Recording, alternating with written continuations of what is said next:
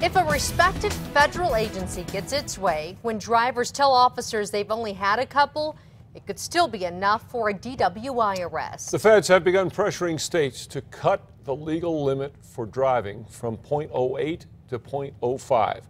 As you can imagine, that has a lot of people worried. Here's News 13's Amanda Goodman. Dick, Jess, restaurant and bar owners have a big problem with this, saying that low of a limit will scare off a lot of customers.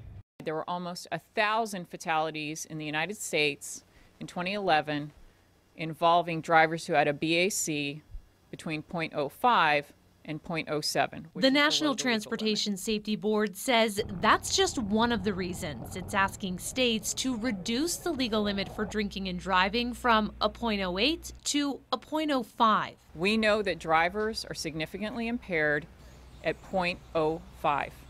There is no debate about that. But there is actually some debate about just that. The American Beverage Institute, a restaurant and alcohol lobbyist, has bashed the idea, saying it's too harsh, an opinion shared by a lot of bars and restaurants. Most people would consider themselves going out to dinner and having a glass or two of wine to be perfectly fine and completely in control of their faculties. This law would say that legally you are not and that you're impaired. Jonathan Wright is the general manager of the Albuquerque Press Club. We cater to a very responsible crowd. He says lowering the legal limit would scare off customers who fear a drink or two could land them in jail. And the problem isn't people that are at the lower end of the spectrum. The problem really is people that are at the upper end of the spectrum. The alcohol lobby says 70% of deadly drunk drivers had a BAC of at least .15.